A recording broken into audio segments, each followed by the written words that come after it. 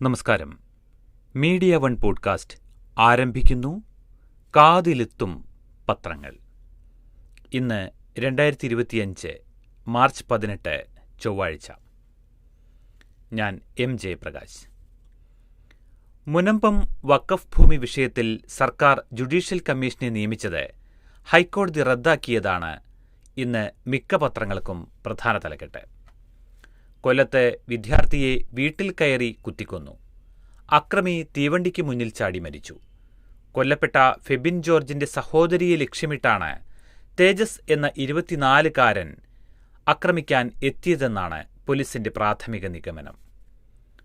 പ്രശസ്ത ഗാനരചയിതാവ് മങ്കൊമ്പ് ഗോപാലകൃഷ്ണൻ അന്തരിച്ചു. ലക്ഷാർച്ചന കണ്ടു മടങ്ങുമ്പോൾ ഉൾപ്പെടെ ഒട്ടേറെ ഹിറ്റ് ഗാനങ്ങളുടെ രചയിതാവാണ്.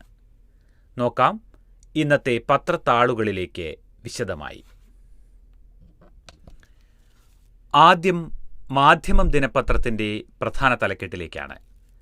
മുനമ്പം കമ്മീഷൻ നിയമനം റദ്ദാക്കി. വഖഫ് ബോർഡിന്റെ തീരുമാനം തിരുത്താനുള്ള അധികാരം ട്രൈബ്യൂണലിന് മാത്രമെന്ന് ഹൈക്കോടതി. വഖഫ് ആക്ടും മുനമ്പത്തേത് വഖഫ് ഭൂമിയാണെന്ന ബോർഡിന്റെ അന്തിമ തീരുമാനവും നിസാർ കമ്മീഷൻ റിപ്പോർട്ടും കോടതി ഉത്തരവുകളും പരിഗണിക്കാതെയാണ് സർക്കാർ കമ്മീഷനെ നിയമിച്ചതെന്നും കോടതി നിരീക്ഷിക്കുന്നു. വാർത്തയിലേക്ക്. മുനമ്പം വഖഫ് ഭൂമി വിഷയത്തിൽ സർക്കാർ ജുഡീഷ്യൽ കമ്മീഷനെ നിയമിച്ചത് ഹൈക്കോടതി റദ്ദാക്കി. വഖഫ് സ്വത്ത് സംബന്ധിച്ച തർക്കത്തിൽ വഖഫ് ബോർഡാണ് തീരുമാനമെടുക്കേണ്ടത്. ഈ തീരുമാനം അന്തിമമെന്നും ഇതിനെതിരായ ഹർജി വഖഫ് ട്രൈബ്യൂണലിന്റെ പരിഗണനയിലിരിക്കെ അന്വേഷണ കമ്മീഷനെ നിയമിച്ച സർക്കാർ തീരുമാനം നിലനിൽക്കുന്നതല്ലെന്നും വിലയിരുത്തിയാണ് ജസ്റ്റിസ് ബെച്ചു കുര്യൻ തോമസിന്റെ ഉത്തരവ്. വഖഫ് വിഷയത്തിൽ ബോർഡിന്റെ തീരുമാനം തിരുത്താനും ഇടപെടാനും വഖഫ് ട്രൈബ്യൂണലിനല്ലാതെ സിവിൽ റവന്യൂ കോടതികളടക്കം മറ്റൊരു സംവിധാനത്തിനുമാകില്ല. സർക്കാരിനും ഇത് പുനഃപരിശോധിക്കാനാവില്ല. വഖഫ് ആക്ടും മുനമ്പത്തേത് വഖഫ് ഭൂമിയാണെന്ന ബോർഡിന്റെ അന്തിമ തീരുമാനവും ഇത് സംബന്ധിച്ച് സർക്കാർ തന്നെ അംഗീകരിച്ച നിസാർ കമ്മീഷൻ റിപ്പോർട്ടിന്റെ ഉള്ളടക്കവും സിവിൽ കോടതികളുടെയും ഹൈക്കോടതിയുടെയും ഉത്തരവുകളും പരിഗണിക്കാതെയാണ് സർക്കാർ കമ്മീഷനെ നിയമിച്ചത്. യാന്ത്രികവും മനസ്സിരുത്താതെയുമുള്ള നടപടിയാണ് സർക്കാരിന്റേതെന്നും സർക്കാർ നടപടി ചോദ്യം ചെയ്ത് വഖഫ് സംരക്ഷണ വേദി നൽകിയ ഹർജി അനുവദിച്ച് കോടതി വ്യക്തമാക്കി. കമ്മീഷനെ നിയമിക്കാൻ സർക്കാരിന് അധികാരമുണ്ടെന്നും ചോദ്യം ചെയ്യാൻ ഹർജിക്കാർക്ക് അവകാശമില്ലെന്നുമായിരുന്നു സർക്കാർ വാദം. ഭൂമി ഫാറൂഖ് കോളേജ് മാനേജ്മെന്റിന് ഇഷ്ടദാനം ലഭിച്ചതാണെന്നും വഖഫ് ഭൂമിയല്ലാത്തതിനാൽ സമ്പൂർണ്ണ വിൽപ്പനാവകാശമുള്ളതാണെന്നുമായിരുന്നു ഫാറൂഖ് കോളേജിന്റെയും സ്ഥലത്ത് താമസക്കാരായിരുന്നവരുടെയും വാദം. വഖഫ് വിഷയവുമായി ബന്ധപ്പെട്ട് ഹർജിക്കാർ മുമ്പും കോടതിയെ സമീപിച്ചിട്ടുണ്ട്. വഖഫ് ബോർഡിന്റെ ആനുകൂല്യങ്ങൾക്ക് അർഹരായ സമുദായാംഗങ്ങൾ എന്ന നിലയിലടക്കം ഹർജി നൽകാൻ വഖഫ് സംരക്ഷണ സമിതിക്ക് അവകാശമില്ലെന്ന സർക്കാർ വാദവും കോടതി തള്ളി. കുടിയിറക്ക് ഭയക്കുന്നവരുടെ സമരത്തെയും പ്രതിഷേധത്തെയും തുടർന്നുണ്ടായ ക്രമസമാധാന പ്രശ്നം പരിഹരിക്കാൻ ഉന്നതതല യോഗം വിളിച്ചു ചേർത്തതിനെ തുടർന്നാണ് കമ്മീഷനെ നിയമിക്കാനുള്ള തീരുമാനമുണ്ടായതെന്നാണ് സർക്കാർ കോടതിയിൽ നൽകിയ എതിർസത്യവാങ്മൂലത്തിൽ പറയുന്നത്. എന്നാൽ നിയമന ഉത്തരവിൽ ഇങ്ങനെയൊരു പരാമർശമില്ല. ഭൂമിയുടെ ഉടമസ്ഥാവകാശം സംബന്ധിച്ച കേസ് ട്രൈബ്യൂണലിൽ നിലനിൽക്കെ ഏതു സാഹചര്യത്തിലായാലും ഇത്തരമൊരു തീരുമാനത്തിലേക്ക് സർക്കാർ നീങ്ങരുതായിരുന്നുവെന്നും കോടതി വ്യക്തമാക്കി. ഇനി കൊല്ലത്തെ ഞെട്ടിക്കുന്ന കൊലപാതകത്തെക്കുറിച്ചുള്ള മാതൃഭൂമിയുടെ വാർത്തയിലേക്കാണ്. കൊല്ലത്ത് വിദ്യാർത്ഥിയെ വീട്ടിൽ കയറി കുത്തിക്കൊന്നു. അക്രമി തീവണ്ടിക്ക് മുന്നിൽ ചാടി മരിച്ചു. വിദ്യാർത്ഥിയുടെ അച്ഛനും പരിക്ക്. കോളേജ് വിദ്യാർത്ഥിയെ വീട്ടിൽ കയറി കുത്തിക്കൊന്ന ശേഷം യുവാവ് തീവണ്ടിക്ക് മുന്നിൽ ചാടി ജീവനൊടുക്കി. കൊല്ലം ഉളിയക്കോവിൽ വിളപ്പുറം മാതൃകാനഗർ 160-ൽ ഫെബിൻ ജോർജ് ഗോമസ് എന്ന 21-കാരനാണ് കുത്തേറ്റ് മരിച്ചത്. പ്രതി നീണ്ടകര പരിമണം പുത്തൻതുറ AMC ജംഗ്ഷന് പടിഞ്ഞാറ് തെക്കേടത്തു വീട്ടിൽ തേജസ് രാജിനെ കൊല്ലം ചെമ്മാൻമുക്കിലെ റെയിൽവേ ട്രാക്കിൽ മരിച്ച നിലയിൽ പിന്നീട് കണ്ടെത്തി. തേജസ് രാജിന് 24 വയസ്സാണ്. ഫെബിന്റെ അച്ഛൻ ജോർജ് ഗോമസിനും കുത്തേറ്റിട്ടുണ്ട്. ഇദ്ദേഹത്തെ സ്വകാര്യ ആശുപത്രിയിൽ പ്രവേശിപ്പിച്ചു. ഫാത്തിമ മാതാ കോളേജിലെ BCA വിദ്യാർത്ഥിയാണ് ഫെബിൻ. കുത്തേറ്റ ഫെബിൻ ആക്രമിക്കു പിന്നാലെ പോകാൻ ശ്രമിച്ചെങ്കിലും റോഡിൽ എത്തിയപ്പോഴേക്കും കുഴഞ്ഞു വീണു. ഉടൻ കൊല്ലത്തെ സ്വകാര്യ ആശുപത്രിയിൽ എത്തിച്ചെങ്കിലും മരിച്ചിരുന്നു. ഫെബിന്റെ സഹോദരിയും തേജസ്സും സഹപാഠികളായിരുന്നു. യുവതിയെ ലക്ഷ്യം വെച്ചാണ് ഇയാൾ വീട്ടിലെത്തിയതെന്നും അതിനായി കയ്യിൽ പെട്രോൾ കരുതിയിരുന്നെന്നും പോലീസ് പറഞ്ഞു. ഒഴിഞ്ഞു പാട്ടിന്റെ മടിശീല. മലയാള മനോരമ 1-ാം പേജിലെ വാർത്തയിലേക്ക്. ഗാനരചയിതാവും തിരക്കഥാ സംഭാഷണ രചയിതാവുമായ മങ്കൊമ്പ് ഗോപാലകൃഷ്ണൻ അന്തരിച്ചു. നാടൻ പാട്ടിന്റെ മടിശീല കിലുക്കി മലയാള സിനിമ ഗാനരചനയിൽ നാടൻ പാട്ടിന്റെ മടിശീല കിലുക്കി മലയാള സിനിമ ഗാനരചനയിലും തിരക്കഥാ സംഭാഷണ രചനയിലും അരനൂറ്റാണ്ടിലേറെ കാവ്യഭാവന വിടർത്തിയ മങ്കൊമ്പ് ഗോപാലകൃഷ്ണൻ 78 വയസ്സ് യാത്രയായി. ഒരാഴ്ച മുൻപ് വൈറ്റില തൈക്കൂടത്തെ വസതിയായ ലക്ഷാർച്ചനയിൽ കോണിപ്പടിയിൽ നിന്ന് വീണ് ഇടുപ്പലിന് പരിക്കേറ്റ് മെഡിക്കൽ ട്രസ്റ്റ് ആശുപത്രിയിൽ പ്രവേശിക്കപ്പെട്ട അദ്ദേഹത്തിന്റെ അന്ത്യം ഇന്നലെ വൈകിട്ട് 4:55 ഹൃദയസ്തംഭനം മൂലമായിരുന്നു. ഈ മാസം 2 എറണാകുളം ഫൈൻ ആർട്സ് കോളേജിൽ AK അർജുനൻ മാസ്റ്റർ ഫൗണ്ടേഷന്റെ പേരിലുള്ള അർജുനോപഹാരം പുരസ്കാരം മങ്കൊമ്പിന് സമർപ്പിച്ചിരുന്നു. അതാണ് അദ്ദേഹം പങ്കെടുത്ത അവസാന ഔദ്യോഗിക ചടങ്ങ്. ഗോവിന്ദൻ നായർ ദേവകിയമ്മ ദമ്പതികളുടെ മകനായി 1947 ആലപ്പുഴ ജില്ലയിലെ മങ്കൊമ്പിലായിരുന്നു ജനനം. വിമോചന സമരം എന്ന ചിത്രത്തിലെ ഗാനരചനയിലൂടെ 1971 മുതൽ സിനിമാ രംഗത്തുള്ള അദ്ദേഹത്തിന്റെ കൂടുതൽ ഗാനങ്ങൾക്കും സംഗീതം നിർവഹിച്ചത് MS വിശ്വനാഥനായിരുന്നു. പ്രമുഖ സംഗീത സംവിധായകൻ ഹരിഹരന്റെ ചിത്രങ്ങൾക്കാണ് മങ്കൊമ്പ് കൂടുതൽ ഗാനങ്ങൾ രചിച്ചത്. മലയാളത്തിലും മറ്റു തെന്നിന്ത്യൻ ഭാഷകളിലുമായി ഗാനരചന, സംഭാഷണം, തിരക്കഥ എന്നിവയിൽ 250ഓളം ചിത്രങ്ങളുമായി അദ്ദേഹം സഹകരിച്ചു. 700ഓളം ഗാനങ്ങൾ ആ തൂലികയിൽ പിറന്നു. 1974 പുറത്തിറങ്ങിയ അയലത്തെ സുന്ദരിയിലെ ലക്ഷാർച്ചന കണ്ടു മടങ്ങുമ്പോൾ എന്ന ഹിറ്റ് ഗാനത്തെ അനുസ്മരിച്ചാണ് കൊച്ചിയിലെ വസതിക്ക് ലക്ഷാർച്ചന എന്ന പേര് നൽകിയത്. 10ഓളം ചിത്രങ്ങൾക്ക് കഥയും തിരക്കഥയും രചിച്ചു. 40ഓളം സിനിമകൾക്ക് സംഭാഷണം എഴുതി. പൂമടത്തെ പെണ്ണ് എന്ന സിനിമ നിർമ്മിക്കുകയും ചെയ്തു.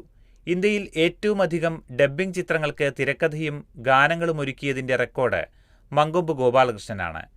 ബാഹുബലിയുടെ 2 ഭാഗങ്ങൾ, RRR, എ ടാക്സി, വീര, യാത്ര, ധീര, ഈച്ച തുടങ്ങിയവ ഉൾപ്പെടെ ഒട്ടേറെ ചിത്രങ്ങളിൽ അദ്ദേഹമാണ് മൊഴിമാറ്റം നടത്തിയത്. ചെന്നൈയിൽ നിന്ന് പ്രസിദ്ധീകരിച്ച അന്വേഷണം മാസികയുടെ പത്രാധിപരായും പ്രവർത്തിച്ചു. ഓവുചാലിൽ വീണയാളുടെ മൃതദേഹം കണ്ടെത്തി. കോഴിക്കോട് നഗരത്തിൽ ഞായറാഴ്ച രാത്രിയോടെ പെയ്ത അതിശക്തമായ മഴയിൽ ഓടയിൽ വീണ് കാണാതായ മധ്യവയസ്കന്റെ മൃതദേഹം കണ്ടെത്തി. കോവൂർ MLA റോഡ് കളത്തുംപൊയിൽ ശശി എന്ന ബാബു ആണ് മരിച്ചത്. വീണ സ്ഥലത്തു നിന്ന് 2 കിലോമീറ്ററോളം അകലെ പാലാഴി റോഡിലെ അത്താണിക്കലിൽ നിന്ന് തിങ്കളാഴ്ച രാവിലെ 7ഓടെയാണ് മൃതദേഹം കണ്ടെത്തിയത്. ഞായറാഴ്ച രാത്രി 8:30യോടെയാണ് സംഭവം. കൽപ്പണിക്കാരനായ ശശി ജോലി കഴിഞ്ഞ് തിരികെ വരുന്നതിനിടെ ശക്തമായ മഴയിൽ സുഹൃത്തിനൊപ്പം വീടിന് സമീപത്തെ ബസ് സ്റ്റോപ്പിൽ ഇരിക്കുകയായിരുന്നു. ഇതിലെ ടൈൽസ് വിരിച്ച ഇരിപ്പിടത്തിൽ നിന്ന് വഴുതി ഓടയിലേക്ക് വീണു. ബസ് സ്റ്റോപ്പിലെ ഇരിപ്പിടത്തിനും ഓടയ്ക്കും കൈവരിയില്ലാത്തതാണ് അപകടത്തിനിടയാക്കിയത്. 1.5 മീറ്റർ വീതിയും ഒരാളിലധികം ആഴവുമുള്ള ഓവുചാൽ ശക്തമായ മഴയിൽ നിറഞ്ഞു കവിഞ്ഞ് ഒഴുകുകയായിരുന്നു. ശശി വീണയുടൻ കൂടെയുള്ള ആൾ രക്ഷിക്കാൻ ശ്രമിച്ചെങ്കിലും ഫലമുണ്ടായില്ല. ഉടൻ നാട്ടുകാരും ഫയർഫോഴ്സും ഓടയിലിറങ്ങി രാത്രി വൈകുവോളം തിരച്ചിൽ നടത്തിയെങ്കിലും കണ്ടെത്താനായില്ല.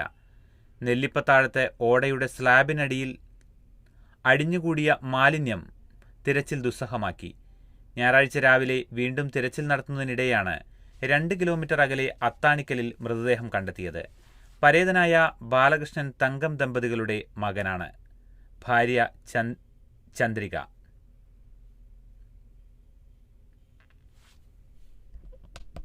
വഖഫ് തെരുവിലിറങ്ങി മുസ്ലിം സംഘടനകൾ. പ്രതിഷേധവേദിയിൽ പ്രതിപക്ഷ നേതാക്കൾ. ന്യൂഡൽഹി. വഖഫ് സംരക്ഷണത്തിനായി തെരുവിലിറങ്ങിയ മുസ്ലിം സംഘടനകൾക്ക് ഐക്യദാർഢ്യവുമായി പ്രതിപക്ഷ നേതാക്കൾ. അഖിലേന്ത്യാ മുസ്ലിം വ്യക്തി നിയമ ബോർഡിന് കീഴിൽ മുസ്ലിം സംഘടനകൾ തിങ്കളാഴ്ച ഡൽഹിയിൽ നടത്തിയ വൻ പ്രതിഷേധം വഖഫ് ബിൽ പാസാക്കാൻ ശ്രമിക്കുന്ന കേന്ദ്ര സർക്കാരിനും NDA ഘടകകക്ഷികളായ തെലുഗുദേശത്തിനും ജനതാദൾ യുവിനുമുള്ള മുന്നറിയിപ്പായി. സ്ത്രീകളടക്കം ആയിരങ്ങൾ പങ്കെടുത്തു. Congress, DMK, CPM, CPI, Muslim League, NCP, RJD, Samajwadi party, Aam Aadmi party, AIMIM, JMM, Shiv Sena, Trinamool Congress, Biju Janata Dal തുടങ്ങിയ പാർട്ടികളുടെ മുതിർന്ന നേതാക്കളും MP-മാരും പ്രതിഷേധത്തിൽ അണിനിരന്നു. ഭരണഘടനാ വിരുദ്ധവും ജനാധിപത്യ വിരുദ്ധവുമായ ബിൽ അടിച്ചേൽപ്പിക്കുമെന്നാണ് സർക്കാർ പറയുന്നതെന്നും പ്രതിഷേധിക്കുകയല്ലാതെ മറ്റു മാർഗങ്ങളില്ലെന്നും അഖിലേന്ത്യാ മുസ്ലിം വ്യക്തിനിയമ ബോർഡ് ജനറൽ സെക്രട്ടറി ഫസലുർ റഹീം മുജദ്ദിദി പറഞ്ഞു. വഖഫിനായുള്ള മുസ്ലിങ്ങളുടെ പോരാട്ടത്തിൽ രക്തസാക്ഷിത്വം വരെ കൂടെയുണ്ടാകുമെന്ന് സമാജ്വാദി പാർട്ടി ലോക്സഭാ ഉപനേതാവും അസംഗഡ് MP-യുമായ ധർമ്മേന്ദ്ര യാദവ് പ്രഖ്യാപിച്ചു. വഖഫ് സ്വത്തുക്കൾ സർക്കാർ കൊള്ളയടിക്കാൻ വേണ്ടിയുള്ള ക്രൂര നിയമമാണിതെന്നും ബില്ലിനെതിരെ പാർലമെന്റിലും പുറത്തും പോരാടുമെന്നും മുസ്ലിം ലീഗ് ദേശീയ organising secretary ET Muhammad Basheer വ്യക്തമാക്കി. DA കുടിശ്ശിക 2 ഗഡു പിൻവലിക്കാം. തിരുവനന്തപുരം ജീവനക്കാരുടെ DA കുടിശ്ശികയിലെ 2 ഗഡുക്കളുടെ ലോക്ക്-ഇൻ പീരീഡ് ഒഴിവാക്കി സർക്കാർ ഉത്തരവ്. 2019 ജനുവരി, ജൂലൈ, 2020 ജനുവരി, ജൂലൈ എന്നിങ്ങനെ 4 ഗഡുക്കൾ 2021 ഫെബ്രുവരിയിൽ PF-ൽ ലയിപ്പിച്ചിരുന്നു. ഇവ 2023 ഏപ്രിൽ 1, സെപ്റ്റംബർ 30, 2024 ഏപ്രിൽ 1, സെപ്റ്റംബർ 30 എന്നിങ്ങനെ 4 സമയപരിധികളിൽ പിൻവലിക്കാമെന്നാണ് സർക്കാർ പറഞ്ഞിരുന്നത്. 4ഉം പിൻവലിക്കാൻ അനുവദിച്ചിരുന്നില്ല. ഇക്കൂട്ടത്തിലെ 2 ഗഡുക്കളുടെ പിൻവലിക്കൽ നിയന്ത്രണം ഒഴിവാക്കുന്നതാണ് ലോക്ക്-ഇൻ പീരീഡ് ഒഴിവാക്കി എന്നതുകൊണ്ട് ഉദ്ദേശിക്കുന്നത്.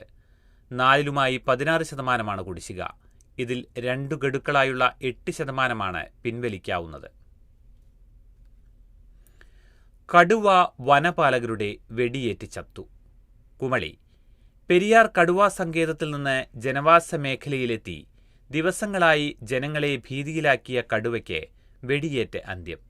വണ്ടിപ്പെരിയാർ ഗ്രാമ്പിയിലെ തേയിലത്തോട്ടം വഴി ചുറ്റിത്തിരിഞ്ഞ ഉദ്ദേശം 10 വയസ്സോളം പ്രായമുള്ള പെൺകടുവയാണ് തിങ്കളാഴ്ച രാവിലെ 11:25 വെടിയേറ്റ് ചത്തത്. മയക്കുവെടിവെച്ച് പിടികൂടാനുള്ള ശ്രമത്തിനിടെ ദൗത്യസംഘത്തെ കടുവ ആക്രമിച്ചതോടെയാണ് നിറയൊഴിക്കേണ്ടി വന്നത്. പ്രായാധിക്യത്താൽ പല്ലുകൾ കൊഴിഞ്ഞും കാലിൽ പരിക്കേറ്റും അവശനിലയിലായിരുന്നു. ഗ്രാമ്പിയിൽ നിന്ന് 1.5 കിലോമീറ്റർ അകലെ അണക്കൽ പ്രദേശത്തെ തൊഴിലാളി ലയങ്ങൾക്ക് പിന്നിലാണ് തിങ്കളാഴ്ച പുലർച്ചെ 2:30 കടുവയെ കണ്ടത്. താമസക്കാരനായ നാരായണന്റെ പശുവിനെ കടുവ ആക്രമിക്കുകയും പട്ടിയെയും പട്ടിക്കുഞ്ഞിനെയും കൊന്നുതിന്നുകയും ചെയ്തു. കടുവയ്ക്ക് ആദ്യം നൽകിയ മയക്കുവെടി ഏൽക്കാതിരുന്നതോടെ അടുത്ത മയക്കുവെടി നൽകി. ഇത് ശരീരത്തിലേറ്റതോടെ വെടിവെച്ച സംഘത്തിന് നേർക്ക് കടുവ ചാടുകയായിരുന്നു. ആക്രമണം തടയാനുള്ള ശ്രമത്തിനിടെ ഡോക്ടർക്കൊപ്പമുണ്ടായിരുന്ന ദൗത്യസേനാംഗം മനുവിന്റെ ഹെൽമറ്റും ഷീൽഡും കടുവ തകർത്തു. ഇതോടെയാണ് കടുവയ്ക്ക് നേരെ 4 പ്രാവശ്യം സംഘം വെടിയുതിർത്തത്.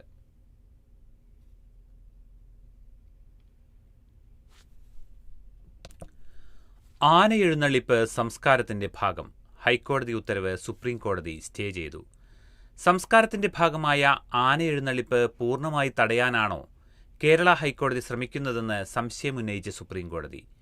വളർത്തുനായ കൊല്ലപ്പെട്ടതുമായി ബന്ധപ്പെട്ട് ഹൈക്കോടതി സ്വമേധയാ രജിസ്റ്റർ ചെയ്ത കേസിൽ എങ്ങനെയാണ് പിന്നീട് ആനയുടെ വിഷയവും വന്നതെന്നും ജസ്റ്റിസുമാരായ BV നാഗരത്ന, സതീഷ് ചന്ദ്ര ശർമ്മ എന്നിവരുടെ ബെഞ്ച് ചോദിച്ചു.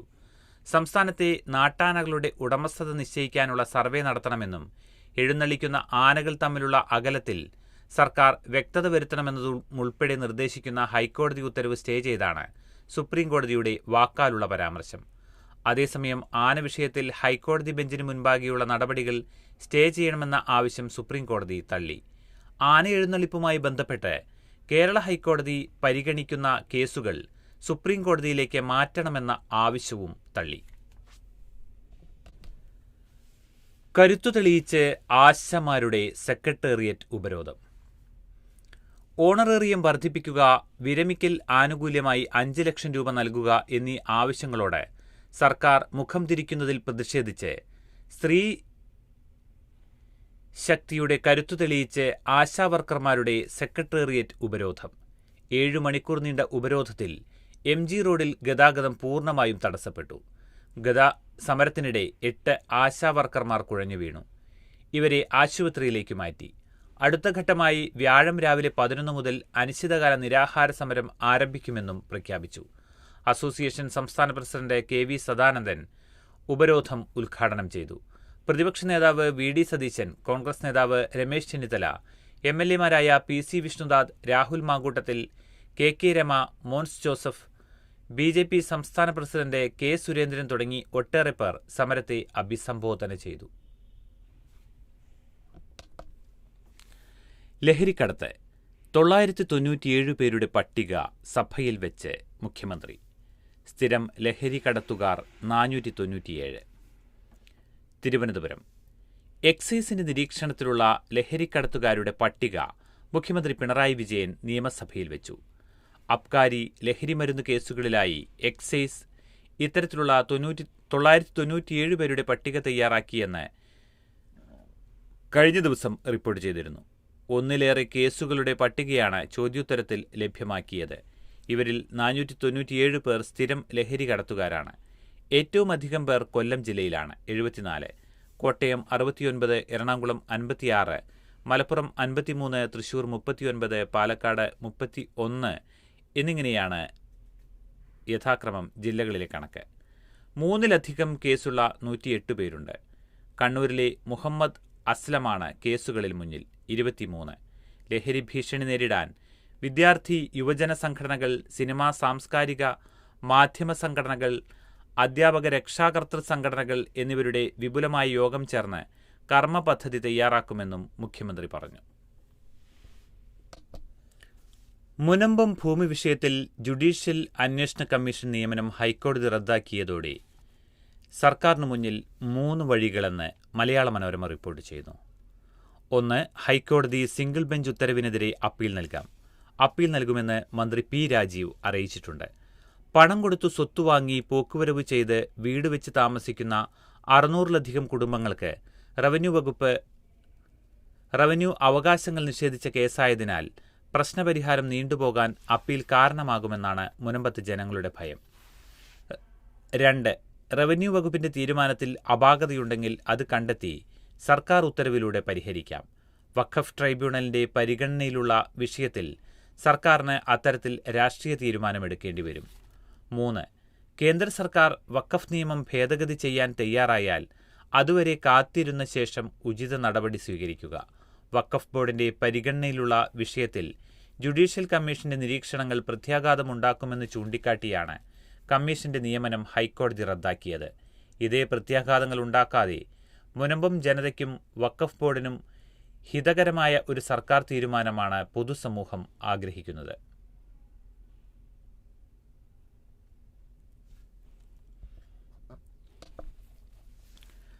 രാപ്പകൽ സമരം തുടങ്ങി അങ്കണവാടി ജീവനക്കാർ. സെക്രട്ടേറിയറ്റിനു മുന്നിൽ സമരം VD സതീശൻ ഉദ്ഘാടനം ചെയ്തു. തിരുവനന്തപുരം ആശാവർക്കർമാർക്കു പിന്നാലെ വേതന വർധന ഉൾപ്പെടെയുള്ള ആവശ്യങ്ങൾ ഉന്നയിച്ച് അങ്കണവാടി വർക്കർമാരും ഹെൽപ്പർമാരും സെക്രട്ടേറിയറ്റിനു മുന്നിൽ അനിശ്ചിതകാല രാപ്പകൽ സമരം ആരംഭിച്ചു. ഇന്ത്യൻ നാഷണൽ അങ്കണവാടി എംപ്ലോയീസ് ഫെഡറേഷന്റെ നേതൃത്വത്തിൽ നടത്തുന്ന സമരത്തെ തുടർന്ന് ഇന്നലെ അങ്കണവാടികളുടെ പ്രവർത്തനം പലയിടത്തും തടസ്സപ്പെട്ടു. സ്ത്രീശക്തിയുടെ പ്രഹരത്താൽ സർക്കാർ നിലംപരിശാകുന്ന കാലം വിദൂരമല്ലെന്ന് സമരം ഉദ്ഘാടനം ചെയ്ത് പ്രതിപക്ഷ നേതാവ് VD സതീശൻ പറഞ്ഞു. അങ്കണവാടി ആശാവർക്കർമാർ സെക്രട്ടേറിയറ്റിനു മുന്നിൽ നടത്തുന്ന സമരങ്ങൾ സ്ത്രീശക്തിയുടെ പ്രതിഷേധമാണെന്നും VD സതീശൻ പറഞ്ഞു. ഫെഡറേഷൻ പ്രസിഡന്റ് അജയ് തറയിൽ അധ്യക്ഷത വഹിച്ചു.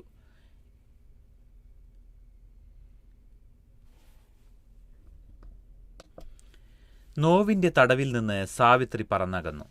റാഗിങ്ങിൽ തകർത്ത മനസ്സുമായി 29 വർഷം ജീവിച്ച കാസർഗോഡ് സ്വദേശിനി മരിച്ചു. റാഗിംഗ് കൗമാര മനസ്സിലേൽപ്പിച്ച മുറിവുമായി 29 വർഷം ഇരുളിൽ കഴിഞ്ഞ സാവിത്രി ഇനി ഓർമ്മകളിലെ നോവ്. റാഗിങ്ങിൽ ഉലഞ്ഞുപോയ മനസ്സുമായി സ്വയം തീർത്ത തടവറയിൽ കഴിഞ്ഞ, സ്വന്തം കണ്ണുപോലും ചൂഴ്ന്നെടുക്കാൻ ശ്രമിച്ച വെങ്ങാട്ടെ മുണ്ടുവളപ്പിൽ സാവിത്രി എന്ന 45-കാരി പനിയെ തുടർന്നുള്ള അണുബാധ മൂലമാണ് മരിച്ചത്. മഞ്ചേശ്വരം സ്നേഹാലയ റീഹാബിലിറ്റേഷൻ സെന്റർ അന്തേവാസിനിയായിരുന്നു. സാവിത്രിക്ക് 1 വയസ്സുള്ളപ്പോൾ അച്ഛൻ KP അമ്പു മരിച്ചു. അമ്മ വട്ടിച്ചിയാണ് ഏറ്റവും ഇളയവളായ സാവിത്രി ഉൾപ്പെടെ 4 പെൺമക്കളെ വളർത്തിയത്. ഫസ്റ്റ് ക്ലാസ്സോടെ 10ാം ക്ലാസ് ജയിച്ച സാവിത്രി 1996 ജൂലൈയിലാണ് കാഞ്ഞങ്ങാട് നെഹ്റു കോളേജിൽ പ്രീ ഡിഗ്രിക്ക് ചേർന്നത്. ആദ്യ ദിവസം മുതൽ സീനിയർ വിദ്യാർത്ഥികളിൽ നിന്ന് റാഗിംഗ് നേരിട്ടു. 3ാം ദിനം മുതൽ മുറിയിൽ നിന്ന് പുറത്തിറങ്ങാതായി. നന്നായി പഠിച്ചിരുന്ന കുട്ടി വീട്ടിൽ അടച്ചിരിക്കുന്നത് നാട്ടിൽ സംസാരമായെങ്കിലും പരാതിക്കാരില്ലാത്തതിനാൽ പോലീസ് കേസെടുത്തില്ല. അതിനിടെ പല ആശുപത്രികളിൽ ചികിത്സ തേടി. പലതവണ ആത്മഹത്യയ്ക്ക് ശ്രമിച്ചു. 2005 സ്വയം ചൂഴ്ന്നെടുക്കാൻ ശ്രമിച്ചതിനെ തുടർന്ന് വലത് കണ്ണിന്റെ കാഴ്ച നഷ്ടപ്പെട്ടു. മാധ്യമ വാർത്തകളെ തുടർന്ന് 2010 സ്വമേധയാ കേസെടുത്ത ഹൈക്കോടതി സാവിത്രിക്ക് വിദഗ്ധ ചികിത്സ ലഭ്യമാക്കണമെന്ന് കലക്ടർക്കും റാഗിംഗ് തടയാൻ കർശന നടപടി വേണമെന്ന് കോളേജ് വിദ്യാഭ്യാസ ഡയറക്ടർ, സാങ്കേതിക വിദ്യാഭ്യാസ ഡയറക്ടർ, പൊതുവിദ്യാഭ്യാസ ഡയറക്ടർ, DGP എന്നിവർക്കും നിർദ്ദേശം നൽകി.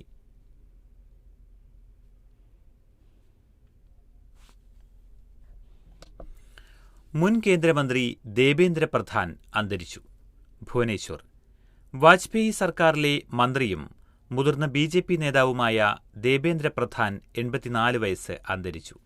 മകനും കേന്ദ്ര വിദ്യാഭ്യാസ മന്ത്രിയുമായ ധർമ്മേന്ദ്ര പ്രധാന്റെ ഡൽഹി തീൻമൂർത്തി ലൈനിലെ ഔദ്യോഗിക വസതിയിലായിരുന്നു അന്ത്യം.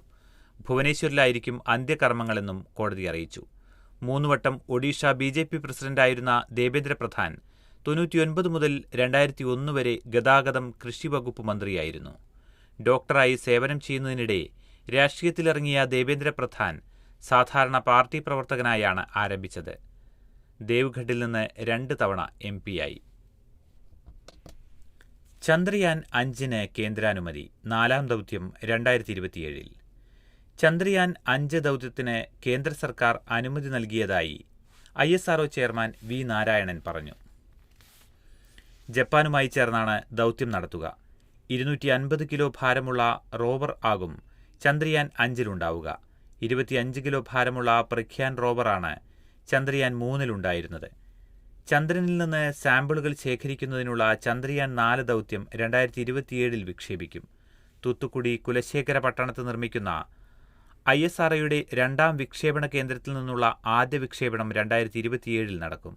ബഹിരാകാശ ഗവേഷണ പ്രവർത്തനങ്ങൾക്ക് കരുത്തുപകരാൻ IIT മദ്രാസിൽ S. Ramakrishnan centre of excellence in fluid and thermal research കേന്ദ്രം V. നാരായണൻ ഉദ്ഘാടനം ചെയ്തു.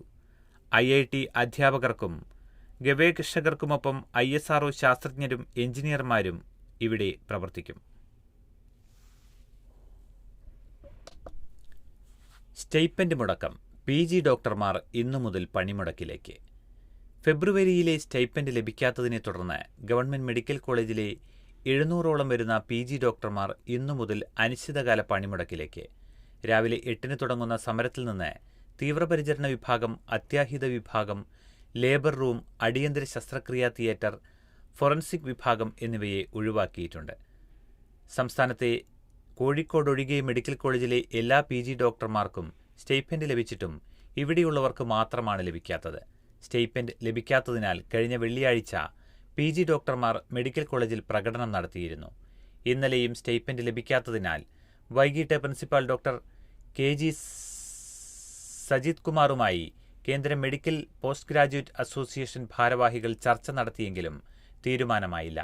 സ്റ്റൈപ്പൻഡുമായി ബന്ധപ്പെട്ട രേഖകൾ നേരത്തെ തന്നെ മെഡിക്കൽ വിദ്യാഭ്യാസ ഡയറക്ടറേറ്റിലേക്ക് അയച്ചിട്ടുണ്ടെന്ന് പ്രിൻസിപ്പൽ അസോസിയേഷൻ ഭാരവാഹികളെ അറിയിച്ചു.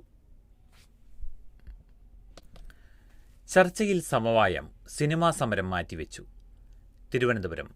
സിനിമാ മേഖലയിലെ പ്രതിസന്ധികളും തർക്കങ്ങളും പരിഹരിക്കാൻ സർക്കാർ വിളിച്ചു ചേർത്ത യോഗത്തിൽ സമവായത്തിലെത്തി സിനിമാ സംഘടനകൾ.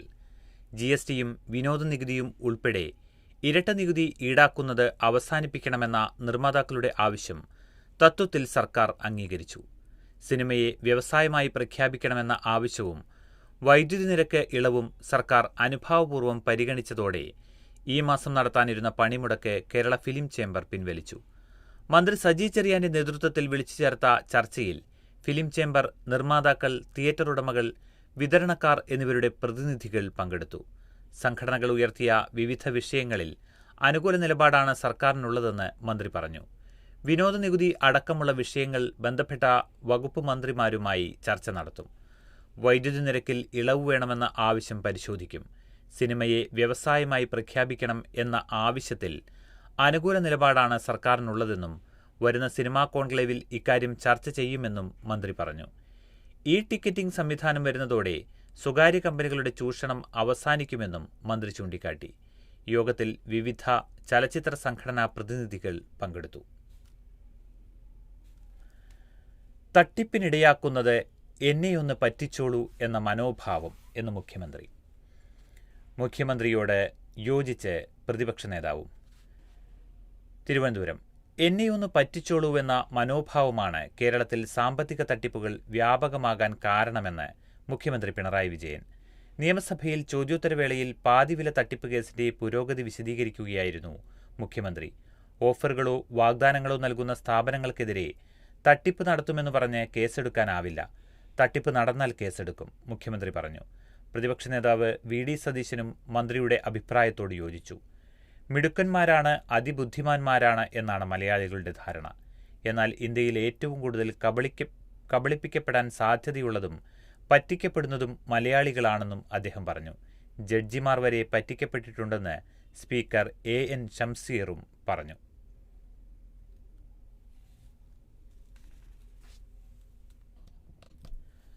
നിർമ്മല സീതാരാമനുമായി കൂടിക്കാഴ്ച വെറുമൊരു ബ്രേക്ക്ഫാസ്റ്റ് മീറ്റിംഗ് എന്ന മുഖ്യമന്ത്രി. ബി.ജെ.പിയുമായി കോർക്കുന്നതിൻ്റെ റിഹേഴ്സലെന്ന് ചെന്നിത്തല. ബി.ജെ.പിയുമായി കൈകോർക്കുന്നതിൻ്റെ റിഹേഴ്സലെന്ന് ചെന്നിത്തല. ഡൽഹിയിൽ കേന്ദ്ര ധനമന്ത്രി നിർമ്മല സീതാരാമനുമായി ഗവർണറുടെ സാന്നിധ്യത്തിൽ നടത്തിയ കൂടിക്കാഴ്ച വെറുമൊരു ബ്രേക്ക്ഫാസ്റ്റ് മീറ്റിംഗ് മാത്രമാണെന്ന് മുഖ്യമന്ത്രി പിണറായി വിജയൻ. എന്തോ വല്ലാത്ത സംഭവം നടന്നെന്ന മട്ടിലാണ് പ്രതിപക്ഷത്തിന്റെ പറച്ചിലെന്നും മുഖ്യമന്ത്രി നിയമസഭയിൽ കുറ്റപ്പെടുത്തി. ബി.ജെ.പിയിൽ 3ാം സ്ഥാനം വഹിക്കുന്ന ധനമന്ത്രി കേരളത്തിന്റെ മുഖ്യമന്ത്രിയുമായി അനൌദ്യോഗിക സന്ദർശനം നടത്തിയതിൽ രാഷ്ട്രീയം കാണുന്നതിൽ എന്താണ് തെറ്റെന്ന് രമേശ് ചെന്നിത്തലയുടെ ചോദ്യത്തിനായിരുന്നു മറുപടി. മിസ്റ്റർ ചീഫ് മിനിസ്റ്റർ എന്ന വിളി ചെന്നിത്തല ആവർത്തിക്കുകയും ചെയ്തു.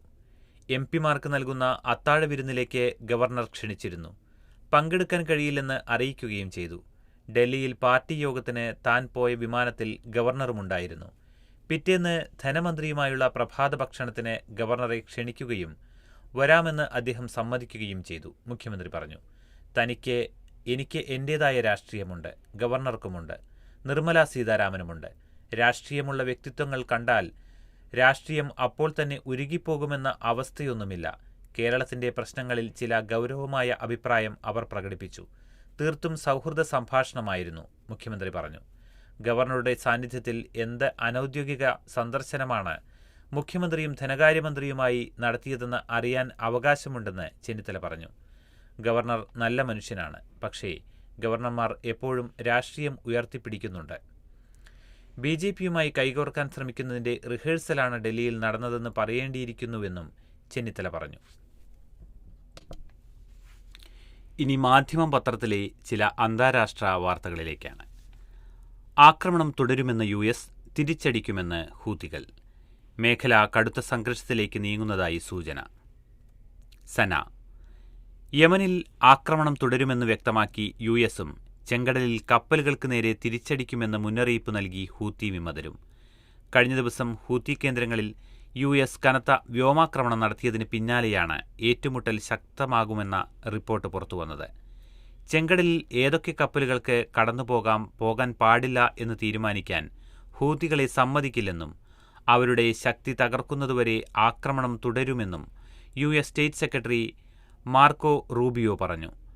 ആക്രമണത്തിൽ വിവിധ ഹൂതി നേതാക്കൾ കൊല്ലപ്പെട്ടെന്ന് US പ്രസിഡന്റ് ഡൊണാൾഡ് ട്രംപിന്റെ സുരക്ഷാ ഉപദേഷ്ടാവ് മൈക്ക് വാട്സ് അവകാശപ്പെട്ടെങ്കിലും വിശദാംശങ്ങൾ നൽകിയില്ല.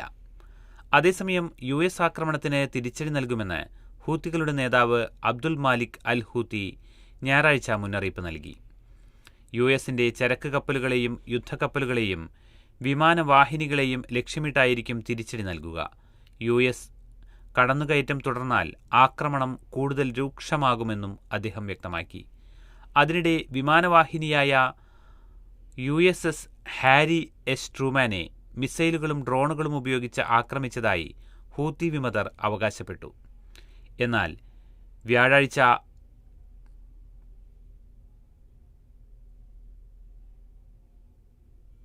വ്യോമാക്രമണത്തിന് മറുപടിയുമായി ഹൂത്തികൾ 11 ഡ്രോണുകളും മിസൈലും പ്രയോഗിച്ചതായി US രഹസ്യവൃത്തങ്ങൾ സമ്മതിച്ചു. ഹൂതികളുടെ 10 ഡ്രോണുകൾ വ്യോമസേനയും 1 ഡ്രോൺ നാവികസേനയും വെടിവെച്ചിട്ടു. മിസൈൽ കടലിൽ പതിച്ചതായും ഒന്നും യുദ്ധക്കപ്പലുകളിൽ ഇടിച്ചിട്ടില്ലെന്നും ഉദ്യോഗസ്ഥർ പറഞ്ഞു. പുടിനുമായി ഇന്ന് ചർച്ചയെന്ന് ട്രംപ്, സ്ഥിരീകരിച്ച് റഷ്യ. യുക്രൈൻ യുദ്ധം അവസാനിപ്പിക്കുന്നത് സംബന്ധിച്ച് റഷ്യൻ പ്രസിഡന്റ് വ്ളാഡിമിർ പുടിനുമായി ചൊവ്വാഴ്ച സംസാരിക്കുമെന്ന് US പ്രസിഡന്റ് ഡൊണാൾഡ് ട്രംപ്. ഫ്ലോറിഡയിൽ നിന്ന് വാഷിംഗ്ടണിലേക്ക് വരുന്നതിനിടെ എയർഫോഴ്സ് 1 വിമാനത്തിൽ മാധ്യമപ്രവർത്തകരോടാണ് ട്രംപ് ഇക്കാര്യം പറഞ്ഞത്. യുക്രൈൻ യുദ്ധം അവസാനിപ്പിക്കാൻ കഴിയുമോയെന്ന് നോക്കാം. ഇക്കാര്യത്തിൽ എന്തെങ്കിലും പ്രഖ്യാപനം നടത്തുമോയെന്ന് ചൊവ്വാഴ്ച അറിയാം. ഊർജ്ജ കേന്ദ്രങ്ങളെയും ഭൂപ്രദേശങ്ങളെയും കുറിച്ചായിരിക്കും ചർച്ച. ഭൂപ്രദേശങ്ങൾ വിഭജിക്കുന്നത് സംബന്ധിച്ച് ഇതിനകം ചർച്ച തുടങ്ങിയെന്നും അദ്ദേഹം കൂട്ടിച്ചേർത്തു. ഇരു നേതാക്കളും ചൊവ്വാഴ്ച ചർച്ച നടത്തുമെന്ന റിപ്പോർട്ട് റഷ്യൻ പ്രസിഡന്റിന്റെ വക്താവ് ദിമിത്രി പെസ്കോവ് സ്ഥിരീകരിച്ചു. അതേസമയം ചർച്ചയുടെ മുന്നോടിയായി ഉള്ളടക്കം പുറത്തുവിടാൻ അദ്ദേഹം തയ്യാറായില്ല. യൂറോപ്യൻ സഖ്യകക്ഷികളെ മാറ്റി നിർത്തുകയും റഷ്യയുമായി അടുക്കുകയും ചെയ്യുന്നതിലൂടെ US വിദേശനയത്തിൽ കാതലായ മാറ്റം വരുത്താനുള്ള പദ്ധതിയിലാണ് ട്രംപ്. ഇതിന്റെ ഭാഗമായാണ് പുടിനുമായി ചർച്ച നടത്താനുള്ള തീരുമാനം. ഇത് ഇരു നേതാക്കളും തമ്മിലുള്ള ചർച്ചയുടെ മുന്നോടിയായി US പ്രത്യേക പ്രതിനിധി സ്റ്റീവ് വിറ്റ്കോഫ് റഷ്യ സന്ദർശിച്ചിരുന്നു. ഇതോടെ ഇന്നത്തെ കാതിലെത്തും പത്രങ്ങൾ സമാപിക്കുന്നു. ഇനി നാളെ. നന്ദി, നമസ്കാരം.